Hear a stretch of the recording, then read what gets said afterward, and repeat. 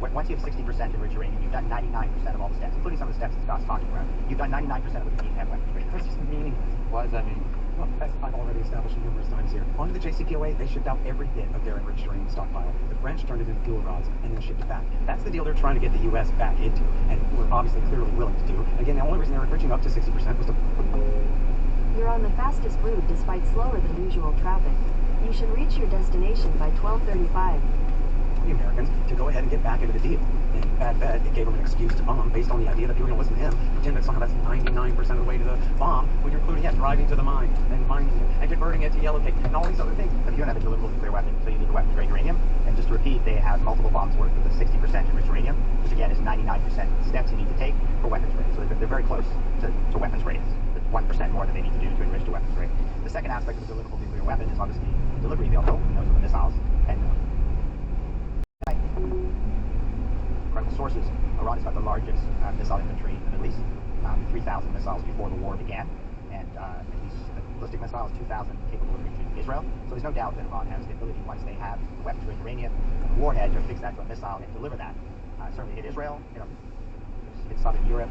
They also have an active intercontinental ballistic missile program, an ICBM program, which ultimately is designed not to hit the Israelis or the Gulfies, but to hit deeper into Europe and ultimately to target the United States. So let's just understand the missile program, I think, is an important part of it. The third leg of the stool, and Scott has already alluded to this, and that's made on this, and I think we should talk about it, what it really means in detail, is you've got to develop a warhead or a crude nuclear device. And according to estimates from both U.S. government sources and nuclear experts, it would take about 4 to 6 months for Iran to develop a crude nuclear device. This is something that you wouldn't use a missile to deliver, but you would use a plane or a ship.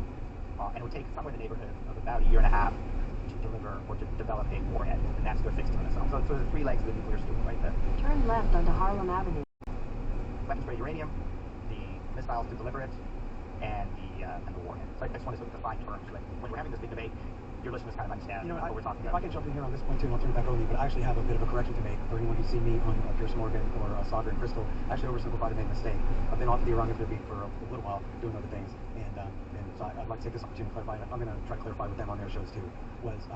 I had an old friend of mine used to make nuclear bombs, Gordon Prather, and I only just found out that he died 2 years ago. Unfortunately, he used to write for us at antiwar.com. He's a brilliant nuclear physicist and H-bomb developer, and he had really taught me all about this stuff. And so I'm not correcting anything you said. What he said essentially is right. I'll maybe add a little more detail. The easiest kind of nuke to make out of uranium is a simple gun type nuke, like they dropped on Hiroshima. It was a little boy. It's essentially a shotgun firing a uranium slug into a uranium target, and that's enough. They didn't even test it. They knew it worked. It was so easy to do the Hiroshima bomb. The Nagasaki bomb was a plutonium implosion. Continue on Harlem Avenue for 2 miles. Virtually always plutonium is used in implosion bombs and in miniaturized nuclear warheads that can be married to missiles, right? As opposed to one you drop out of the belly of a plane missiles. So gun type nuke, you can't put that on this. That is by far the easiest kind of nuclear weapon for Iran to make if they broke out and made one, right? But it's essentially useless to them, right? Whether they drive it to Israel or a flatbed truck, right? They got no way to deliver it. Yeah, they could drop it as a big. Yeah, they could test it in the desert and beat their chest, but essentially that's all you do. Or you could drop it like you did that's not dead in Hiroshima. Yeah, well, very slim chance of the Iranian heavy bombers getting through Israeli airspace, but anyway.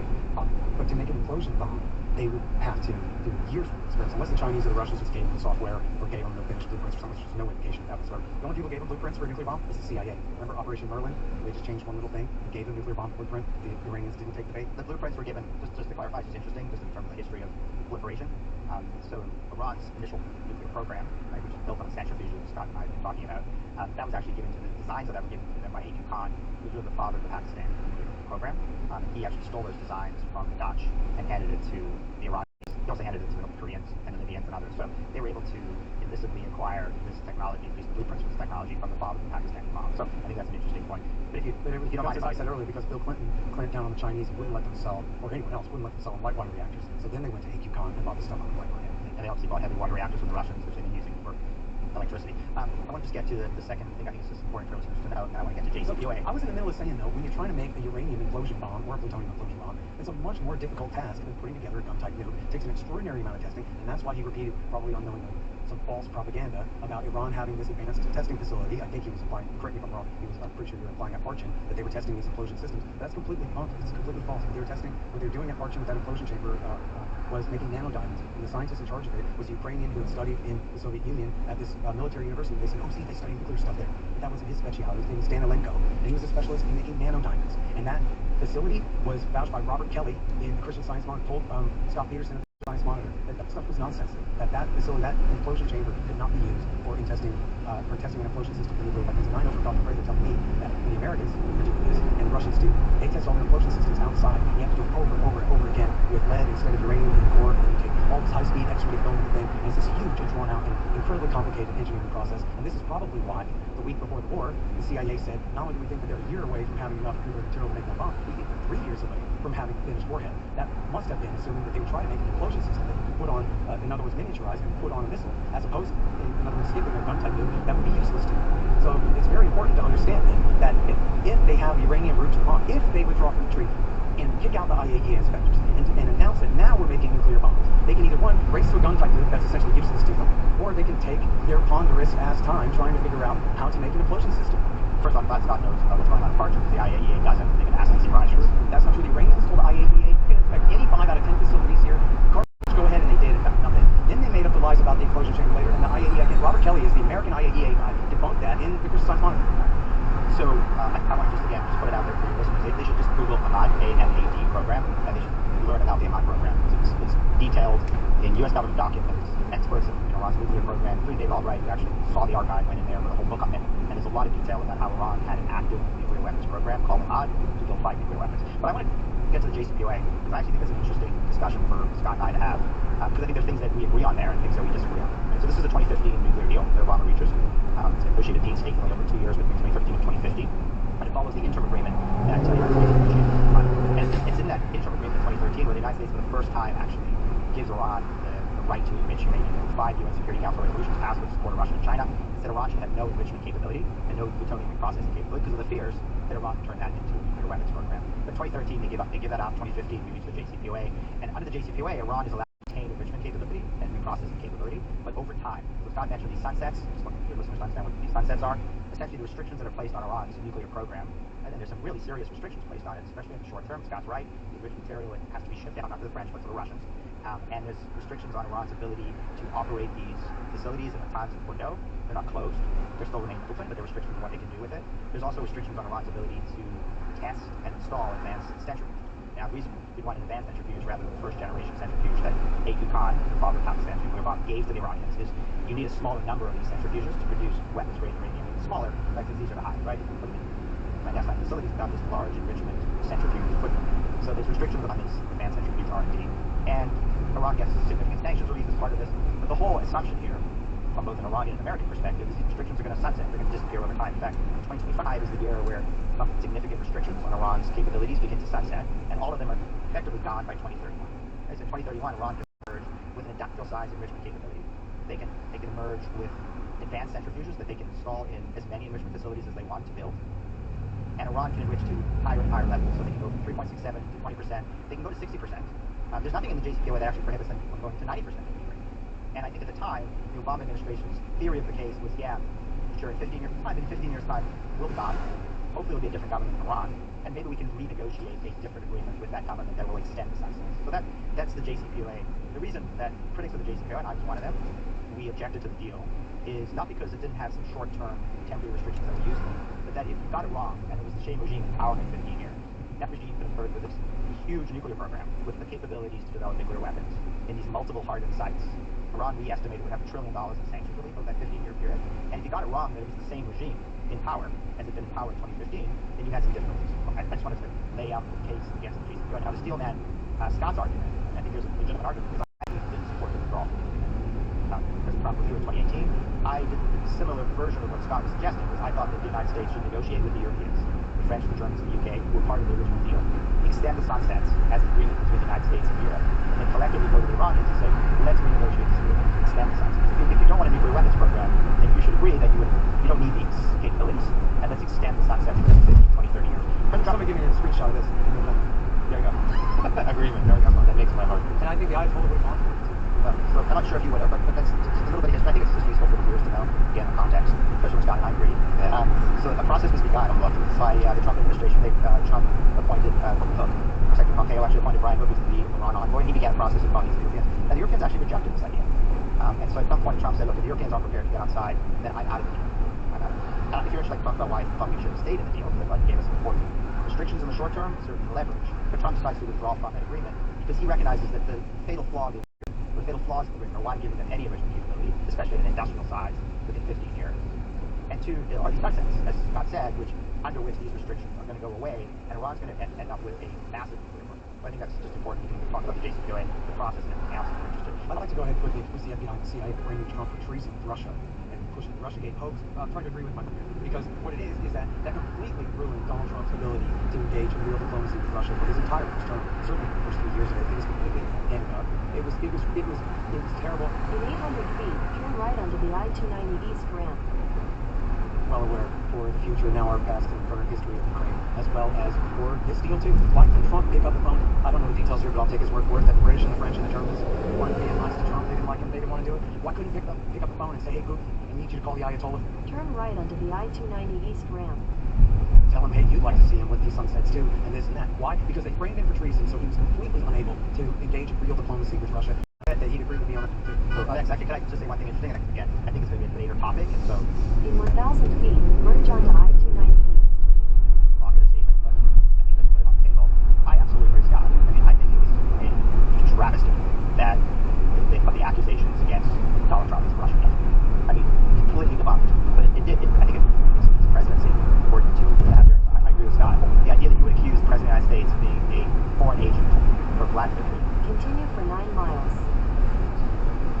I found it, and I thought at the time it was graceful, and I thought it was really important. I think Scott did really good work in debunking that.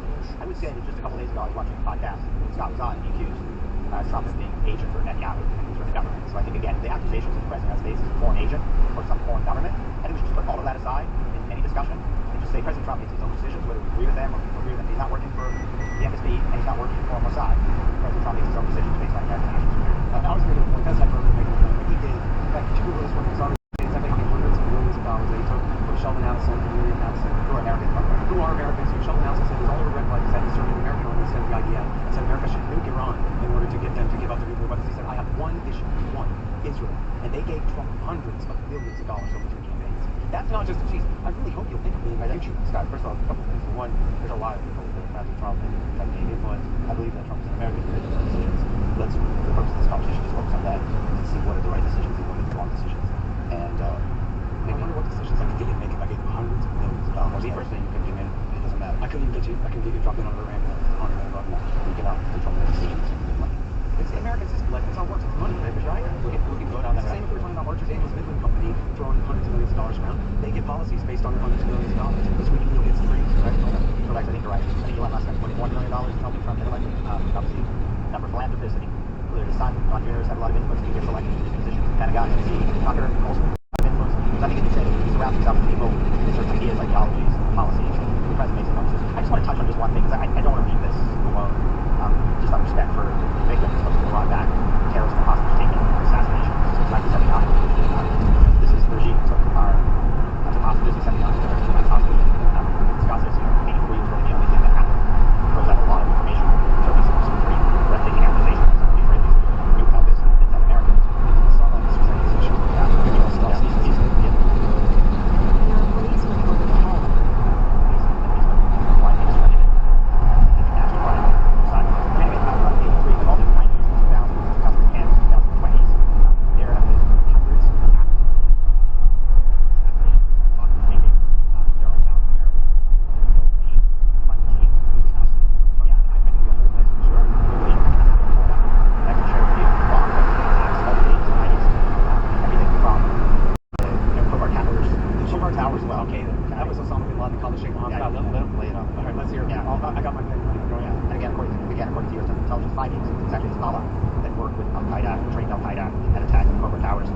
They were kidnapping our diplomats in Beirut.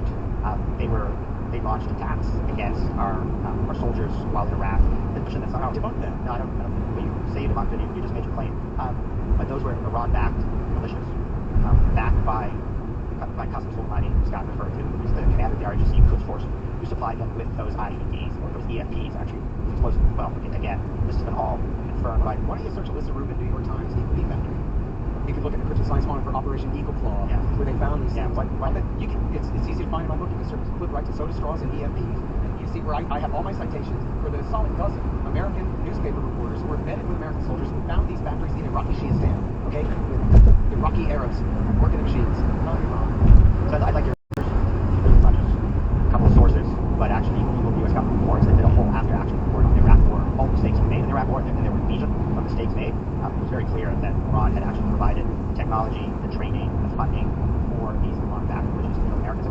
Scott, In fact, they let me learned steal. a method from Lebanese Hezbollah that got it from the IRA. Yeah. Get the technique from the Iranians and all. So Lebanese Hezbollah, I'm sure the listeners know, has been trained, financed, They and got supported by Iran. Copper core bombs for years. at design did not come from Russia. Yeah. So again, I think we all admit Scott admits as well. Hezbollah was trained, financed, and supported by Iran. Hezbollah's been responsible for many of these Where terrorist does attacks. Hezbollah come from? It's a reaction to the Israeli invasion of Lebanon. They went after PLO and horribly mistreated the poor local Iraqi Shiites until they rose up and created these militias to fight in self-defense. That's where Hezbollah comes from. Hezbollah was actually created by the IRGC before the Israeli invasion. Why this was the CIA's bin Laden. Michael Schroyer says it was Osama bin Laden and Khalid Sheikh Mohammed that did the Khobar Towers attack. And who did they kill? They killed 19 American airmen who were stationed there to bomb Iraq from bases in Saudi Arabia under the Israeli insisted upon dual containment policy. What's amazing, That came from Yitzhak Shamir, who had sent his man Martin Indyk to work for Bill Clinton and push the dual containment policy. Is where that comes from in the first place. The main reason Al Qaeda turned against the United States and the Khobar Towers attack was bin Laden, and he bragged about it himself to Abdel Bari Atwan, the reporter from Al-Quds Al-Arabi in London, and spent days with him. He bragged all about it and blessed the martyrs and the rest of that, and was widely discredited to claim that it was Iranian-backed Shiite Hezbollah that did the Khobar Towers attack. That was what the Saudi government told the U.S. In fact, there's a great documentary about John O'Neill, who's the head of FBI counterterrorism, who told Louis Freeh, boss, the Saudis are blowing smoke up your ass about this Hezbollah thing. It was Al Qaeda that did it, and Louis Freeh got all upset because he used the A word. He was a very conservative Catholic guy, Louis Freeh, and then refused to listen to another word from John O'Neill about it. So what we know now, Scott, because he's given a lot of context to how he actually sees things, is here's who lies to you, here's who doesn't.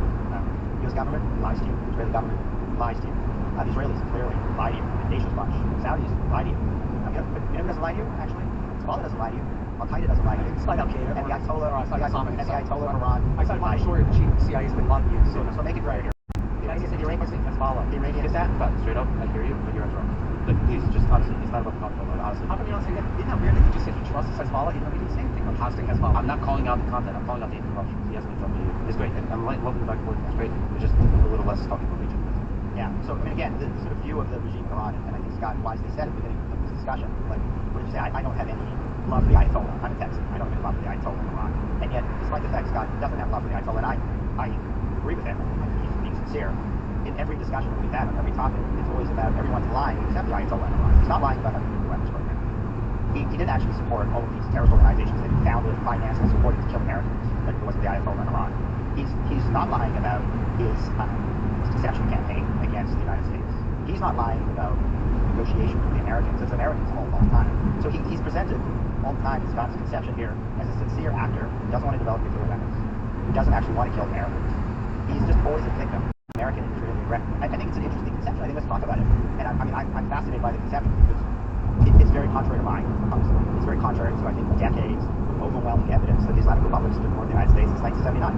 And I don't take too much stock in what people say. I take stock in what they do.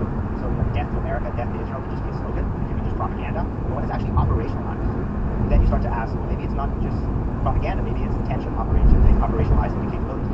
What we're forgetting here again is this causal relationship. We aggress against Iran, and Israelis aggress against Iran, and Iran is forced to react. Let's give the Iranians their due, because Khomeini made it very clear when he established the Islamic Republic that there will be a revolutionary and expansionist regime, and they will expand their power through the Middle East. So he built, and to his credit, was very successful until October 7th, this axis of resistance, as he calls it, which are these terror proxy armies, Hezbollah, Hamas, Palestinian Islamic Jihad, the Iraqi Shiite militias, the Houthis in Yemen, and certainly supporting the Assad regime in Syria. He built a very, very impressive and deadly axis that he turned against the United States and against Israel. We saw its culmination on after October 7th. That was a huge miscalculation for Khamenei. We've seen the results of what's happened to his axis of resistance. It's been quite devastating Israeli military capabilities over the past number of months.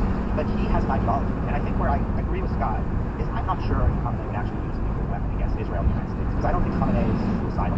But I think what Khamenei wants is he wants a nuclear weapon as a backstop for his conventional power. It's very much the Kim Jong-un model of North Korea. Right? I'm going to have nuclear weapons with ICBMs to threaten America, but what I'm actually going to do is threaten South Korea with having massive conventional capabilities on the DMZ that I could take South Korea in a week. I could destroy in a week. So you, the United States and South Korea, have no military option. That's Khamenei's view. He can actually building up this massive ballistic missile arsenal that he's unleashed in the past 12 days. That, according to, again, the U.S. and Israel, is going to go from 2,000 to 6,000 to 20,000. And from Khamenei's perspective, he didn't need to drop a nuclear bomb on Tel Aviv. What he needed to do was use the threat of nuclear escalation in order to use his conventional capabilities, his missiles, to destroy Tel Aviv. And you've already seen damage. Just a few dozen ballistic missiles getting through the kind of damage that he's wrought on Tel Aviv already. That is the conception that Khamenei has. It's a revolutionary regime. It aggresses. And I do think it's interesting, and I think we should talk about it. Actually, that's a big key. Take a bath. Let's take a bath. All right. Okay, take a quick break, and I'll Scott. Yeah, okay, so a few things there. First of all, on the pre-2003 nuclear weapons research, the CIA estimated concluded that all research had stopped in 2003. Seymour Hersh reported that the reasoning behind that was mainly that America got rid of Saddam Hussein. Now, in Garrett Porter's book, Manufactured Crisis, he shows that the major conclusion that the DIA had made, that the Iranians were researching nuclear weapons, was based on some invoices that they had intercepted for some dual-use materials, some specialty magnets and things that they thought, boy, this looks like this could be part of the weaponization program, secret program here. And, Garrett Porter, in 2 miles, take the Wacker Drive exit.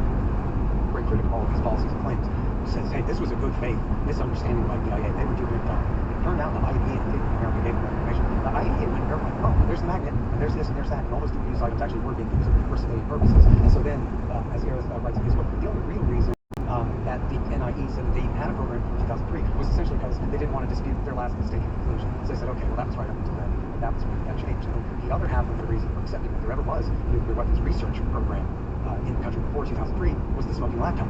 And so I think I misspoke earlier when I said that the laptop was in 2005. That was just the Washington Post story that had much similar. That was in 2003 and 2004 possibly. So this was why but it was still all, again, forged by the Israelis and funneled through the NEK called, but was obsolete essentially and had nothing in it. At least the accusations were passed through. And so there is really no reason to believe that there was actually a nuclear weapons research program even before 2003, which then again the National Intelligence Council says ended in 2003 and hasn't been restarted. This question is not a comment by me, but a question just from your perspective, just so I understand this. The nuclear archive, this massive archive that the Israelis were able to take out of Tehran, bring to the United States, bring to the IAEA, there's very detailed blueprints. It's just the alleged studies documents again. It's the same stuff from the smoking laptop. Yeah, so let me just ask you, because it's huge and it's very detailed, and it shows clearly that Iran had an active nuclear weapons program, certainly until 2003, and then we can have a discussion about what happened after that. Are you suggesting that that's all been forged by Israel? Yes, nothing in the smoking laptop. Not the laptop, but this entire archive that they moved out. Yes, you're thinking of like blueprint, a big photo op with all the documents behind it. I've seen many of the documents. There's thousands of pages. I'm asking you, this is not what I'm claiming. Is that all forged by Israel? Is that all about the uranium tetrafluoride warhead that David Albright debunked and all the same claims that were in the smoking laptop from the Bush years? David Albright actually wrote an entire book. It's a very detailed book. Your listeners should Google it. It's David Albright in the archive, where he goes in, he went in detail, and he confirms the information in that archive that Iran had an active program under something called MOD to develop 5 atomic weapons. So again, you and I can read this all day. Now this would have been before Natanz was even dug. In a 1/4 mile, take the Wacker Drive exit. Get all that. I'm just making sure everybody understands. Assuming that we're talking about a piece of paper. But you've got a piece of paper. It's a massive archive. I'm just asking the question. You believe this that would be one of this that's alive to deceive the United States, the IAEA, and international. But that's just my question. My understanding is that there's nothing significant in the 2018 archive that was not already in the debunked claims from the laptop. But my question is not that it's debunked and argue about whether it's debunked. Take the Wacker Drive exit, then take the lower Wacker Drive ramp. But are you saying that Mossad fabricated? Yeah, that's what you're claiming. Yeah, because the CIA admitted that there was no laptop, and all behind him admitted that he got it from the NEK. And where did the NEK get it? The NEK got it from the Israelis. I'm not asking about the laptop. I'm asking about this huge archive that's sitting in a warehouse in Tehran. I don't know the truth behind these documents. I don't believe Israeli claims of what they were and where they came from without, for example, reading Albright's book and seeing what he has to say about all of that. I don't take Netanyahu's claims. And okay, so what's so significant in there? You say that there's a document that has a plan to make 5 bombs, but isn't the rest of the proof the same? Take the lower Wacker Drive ramp. Experiments and the warhead for the missile that David Albright showed was obviously fake because the warhead was reportedly being designed for a missile that was now going to have Continue on lower Wacker Drive for 1.5 miles. different nose cone on it. Now, so David Albright again. We should bring David Albright here. David Albright is a prominent physicist in nuclear proliferation expert known for his detailed research publication on nuclear weapons. There's a bunch of books about the peril, Iran's perilous mission of nuclear weapons, plutonium, and how to push uranium in 1960s. Yeah. So folks should read the book on the archive, because David had full access to the archive, all the detailed documents, blueprints, and he writes a book that, again, the conclusion of which is Iran had an active nuclear weapons program. No. The conclusion was they were researching it right before 2003. They had no nuclear material to introduce into a single machine, right? Well, they active program. No, they had already built a program for this. No, they had. It was closed. Natanz was empty until the end of 2006, right? They didn't even start introducing it. They got centrifuge from Ifukan. They built a deeply buried underground facility in Natanz. They were putting in place the component parts for a nuclear weapons capability. And Ahmad showed, conclusively, unless you believe Mossad fabricated at all, that they actually had the plan to build nuclear warheads. Again, Seymour Hersh says that. Seymour Hersh is not a nuclear weapons expert. David Albright has it on the archive. Hersh's sources said you're claiming that America invaded Iraq and overthrew Saddam Hussein for them. That was when they gave up even considering the need for it. Remember, the Iranians held a 1 million man vigil for the Americans on September. The Iranians hated the Taliban. In fact, the Americans thought Iran might invade Afghanistan earlier in 2001, and they hated Saddam Hussein. So they had every reason in the world to want to work with the United States. That's a distraction. September 11th. And the Americans, it's a distraction. My question is, let's not go to Al Qaeda, the Taliban, and 9/11, and the Iranians, and a million people. Let's just stay on the top. You're asking me what I already answered. You believe because Mossad fabricated that entire I already told you I don't take their word for anything, and as far as I understand, the accusations are the same ones from the laptop that are already discredited, and I haven't read David Albright's book. You're distracting from me refuting this giant list of false claims that you made previously. Let's all agree. Let's all agree. You're going to read the book. Maybe Lex, you're going to read the book. Viewers, you should read the book. I think David Albright has done a meticulous job. By the way, just warning, it's a big book, very detailed, hundreds of pages, and he goes through it in meticulous detail in analyzing this archive and showed again that Iran had an active nuclear weapons program. It was kind of 5 atomic warheads. Now we can talk about what happened after 2003, and did they make a decision to totally stop it? Yeah, God changed his mind after the neoconservatives lied America into war with Iraq for Ariel Sharon. So just to clarify, Hugh Mark and David Albright believe that Iran was developing a nuclear weapon, and you, Scott, are saying they were not before 2003. That's just to summarize what we're just talking about. Well, so Garrett's book came out in 2014, which was before this archive was supposedly revealed in Tehran. But in Garrett's book, he shows that the CIA and National Intelligence Estimate of 2007 that said that there was a program before 2003 and was halted after America invaded Iraq was based on, one, the DIA's mistaken but sincere interpretation of these invoices for these dual-use technologies, and then the smoking laptop, which was completely fake and funneled into the stream by the Mujahideen cult, Congress terrorist cult, the same people who come off with 10 major books. NCRI, they just put out NCRI, the National Council for Resistance in Iran, that's the NK. They just put out a big story, 3-4 weeks ago, about a big secret nuclear weapons site in Iran. Remember? And then nothing happened with that because it was another lie by the NK. It happens all the time. So let's maybe just talk about what happened after 2003. What about this 2007 NIE? What does it mean? Does it mean Iran had now abandoned its nuclear weapons program, or did something else never had a happen? nuclear weapons All right, but let's talk They about had- that. That's interesting. According to history. NIE, they had a nuclear weapons research program that never made anything at all. So you can try to conflate that if you want, No, that's but not, I think everybody can that's not what the see what 2007 NIE says. What the 2007 NIE says is that, and you are correct, according to the 2007 NIE, Israel made the decision after the invasion of Iraq not to pursue an active nuclear weapons program anymore. because we were the best friends in power in Tehran back then. Well, because the United States has gone in and out of 100 days and taken down the Iraqi army. Then Abdulaziz al-Hakim Inspection, Supreme Council of Islamic Revolution of Iraq, been living in Iran for 20 years. that's why you and I did not publicly support the Iraq war, didn't we? I publicly opposed it. Good for you. As far as possible. And I should have publicly opposed it rather than just working on Iran in 2003. But you're right. It redounded to the benefit of Iran, that invasion. But that's not actually what I'm talking about. Is 100 days, the Iranian Sea, the U.S. military has taken down the Iraqi army that they had fought an 8-year war with, where almost 1 million people, Scott, as you know, had been killed. So they were afraid that the United States was going to march from Baghdad to Tehran. So they make a decision to end their active Ahmad program. They make a decision to build out the key capabilities they need to retain an Iranian nuclear weapons option, specifically the enrichment capabilities at Natanz and then Fordow, and in Iraq, giving them the plutonium route. And then what they do is they take the members of the Ahmad program, the nuclear weapons scientists that have worked on this, and they disperse them.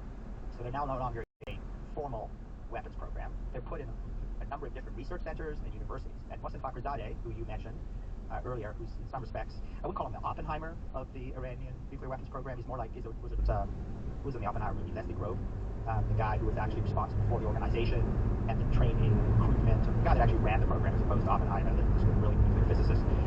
This is Fakhrizadeh. So Fakhrizadeh takes control of this program, and now it is dispersed, and it is unstructured in that sense, because they recognize that if they continue with this, the United States may march to Tehran. And so the NIE says Iran is retaining the key capabilities, the enrichment capabilities, to give them an option for a nuclear weapon. But we, the NIE, decided, or we have concluded, that they no longer have an active, structured nuclear weapons program. However, since then, what have we seen? We've seen them actually do what many suspected they would do, which is build all the key capabilities that they need, so that at the time of their choosing, they can decide to develop a nuclear bomb. Whether it's crude nuclear devices you described, whether it's a nuclear warhead, we've had that discussion so far. But just to finish. So just understand the brilliance of Iranian nuclear deception. Right? I think it's really interesting to get in the minds of the Ayatollah and understand this, because he doesn't want to provoke the United States. He doesn't want to see another Iraq-style invasion, this time of his country. He's building this capability on the enrichment side and on the reprocessing side. He's framing this as I'm only building a civilian nuclear program. He's taking the weapons scientists who are building part of an active nuclear weapons program, and he's dispersing them, putting them under the guidance and direction of Fakhrizadeh, and starting to build out these capabilities. I admire, I have to say, I really admire the way he plays this three-dimensional nuclear chess game. It's very, very interesting, and I think he made a tragic mistake. In 800 feet, turn right onto Lower Stetson Avenue. About 6 weeks ago, when he rejected the offer from Trump and Oman, and then provoked both an Israeli and then an American strike. But he was playing this game almost perfectly before then, in building out these capabilities. And I think what... At the light, turn right onto Lower Stetson Avenue, then turn left onto East South Water Street. Yeah, I would have waited out Trump. I would have waited 3.5 years. I would have taken the offer in Oman, which gave him enrichment capability above ground. This consortium that was going to be built in 3.5 built. Even if it was built, you could just say, I'm not interested anymore. And challenge them. Turn left onto East South Water Street, then turn right onto North Columbus Drive. Whatever that is, Republican or Democrat, to do anything about it. And I think the political calculation should have been, the next president's not going to do anything about this. I'll be able to complete my nuclear weapons program. But he challenged Trump. He thought Trump was a paper tiger. He rejected that offer at Oman, and we've seen what's happened over the past couple of weeks. Two things. One, can you go and respond to certain things we heard? And two, can we generally move in the direction of the modern day and trying to see what is the right thing now, our analysis of the situation now, within kind of state? Turn right.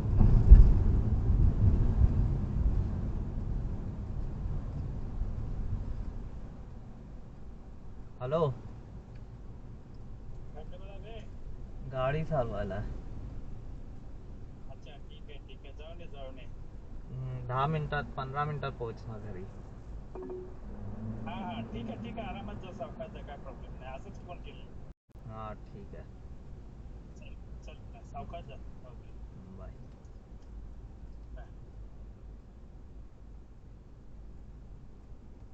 Really important, but start moving it forward. But yeah, go ahead, please. I'm not sure how much time we have. I kind of hoped we would talk about Israel's role in Iraq War II, and for that matter, in Barack Obama's dirty war in Syria that led to the rise of the Bin Ladenites there. It's all part of America's Israel policy. So I don't want to. I'd rather go back before we go forward. But I also do. I need to go back over so many claims I just made. I strongly prefer we go because there's so much. Turn right onto East Lake Street, then turn right onto East South Water Street.